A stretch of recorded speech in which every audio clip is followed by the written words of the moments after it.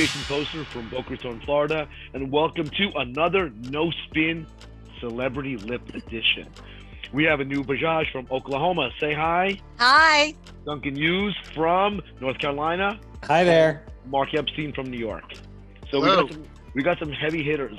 This No Spin is about an article in New Beauty magazine concerning plastic surgeons' opinions of the best celebrity lips.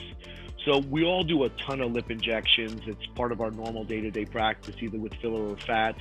But when we really look at patients, we might really have patients coming in asking for certain celebrity lips. So let's start to hear from our experts. Anu, what do you think about celebrity lips, and who was your favorite celebrity lips? So if I had to pick my favorite celebrity lips, I would actually pick J-Lo, because I think she has pretty lips with a good shape and they look natural. And I actually think they probably are natural, but my aesthetic is definitely towards the more natural end of the spectrum. Well, you live in Oklahoma, right? So yes.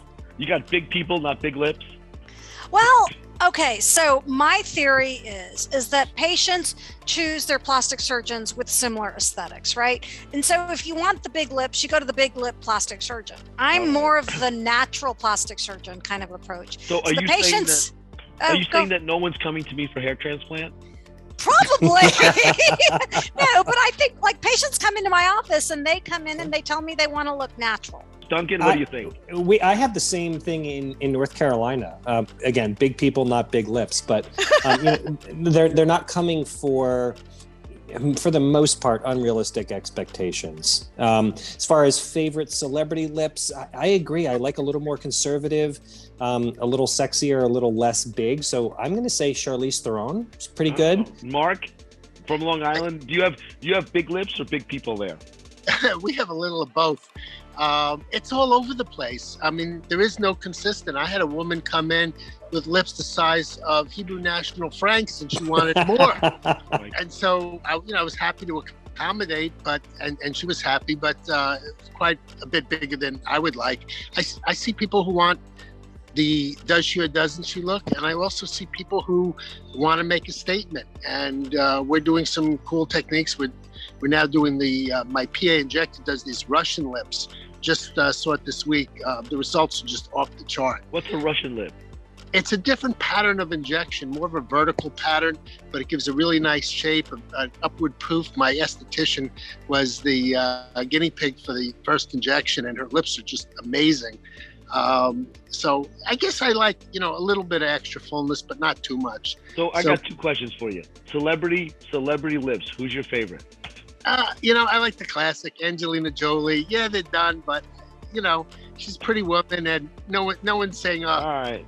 And here's the other question: what borough of New York has the biggest lips?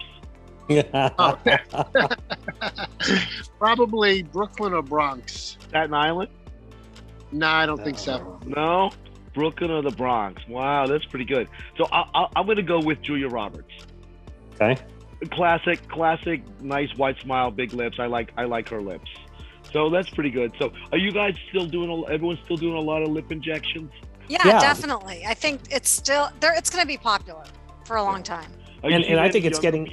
What about younger patients, Junkie? Well, that's my point. I think social media obviously is driving everything in this world, but I think particularly with lips, not only celebrity lips, which is the topic of this, but also the filters that everyone has on their cameras. Patients will come in with a selfie with a filter taken to augment their lips, and they say, I want to look like this. And it's a picture of themselves. It's not a picture of Angelina Jolie anymore. So I think that's driving a lot of it. Good point. So they're not coming in like this article said with celebrity lips. They're coming with their own lips, with their own filters and their own morphing programs. I think that's the way it's going. Yeah. Which is good in the sense that it's them and as opposed to somebody else, because we know it's impossible to give them Angelina Jolie lips. It gives us a sense of what they're looking for. However, I was talking with my esthetician last week, one of them who was injecting with nurses, in North Carolina, and it's about managing their expectations, right? Okay, we can probably get you close to that that filter of yourself, but it's not going to happen in one setting. It's going to take multiple treatments, and you may never get there. That's artificial, and we have limitations. So, I think that's an important part of this, for the patients who are watching this. Let's do one last technical point, okay? When you guys are doing your lip injections, are you guys doing any nerve blocks or anything else, or how are you managing pain? Because this is a scientific kind of thing and not just celebrity lips. So let's hear from you, Mark. I used to, a long time ago, do dental blocks, and I stopped that years ago I went to using cannulas, and with the lidocaine mixed in the product, pain hasn't been an issue, but now I get better shaping with using a needle. So we haven't been really doing anything to manage it. The patients seem to do fine with the injections as long as you go slowly. You put topical on? I don't, but what I'll do is if I need to put a certain amount in the upper lip, I'll put a little bit on each side so that the lidocaine can take effect, give me kind of a field block, and then I'll go back and I'll put more of the bulk in. And by that point, they're already a lot more numb. So how you inject the product is just as important as, whether or not you're choosing to use a block, a topical, whatever. I don't think topicals do anything for the lips. That's just my opinion. Duncan? I think it's patient dependent. I mean, I don't do a lot of blocks anymore. It's the patient who you either can't tolerate it or hasn't tolerated it in the past. I agree with Mark that, technique is very, very important. I prefer with a needle instead of a cannula just because of the precision of it.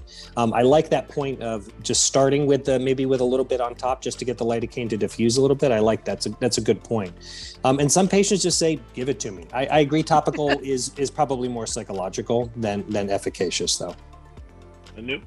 I use topical, and it is psychological, but I think it helps to relax the patient. And then I also like to use the Zimmer for the cold blowing air, because that just also is another distraction technique. And then obviously, as you guys have mentioned, just keeping it slow and letting the lidocaine take a little bit of effect. I did one today on a nervous Nelly, and I actually used an adjunct to Pronox. So I had to whack out a little bit on Pronox and I injected her. She was like, I want to do this every time. I love Pronox. Patients love Pronox. Yeah, they do.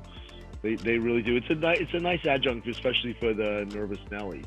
But it adds to the cost of the practice, though, right? I mean, it's not that much. In the long run, happy patients are better than patients in pain. Yeah. I would agree with that, because happy patients will come back and they'll send other patients to you. Yeah. What do you think about distracting vibrating techniques for lip filler? We use that too. Today, actually. I forget to use it, but sometimes my MAs come in with it. It seems to help a little bit. Yeah. Right? And sometimes also, just ice packs. That also helps to numb things a little bit. So I think controlling pain is pretty good. We are all very, innovative practitioners who like to learn from each other. So it's interesting on this, being a part of this channel, when one person kind of talks a little bit, we always we learn and respect each other, which is a lot more than I can say for some of the people I see on social media. Yeah, my ears are always open when I'm on with people like you. So Jason Posner and our esteemed colleagues, thank you for this. And if you would like to see more, please go to our website at theplasticsurgerychannel.com and on our YouTube channel, The Plastic Surgery Channel.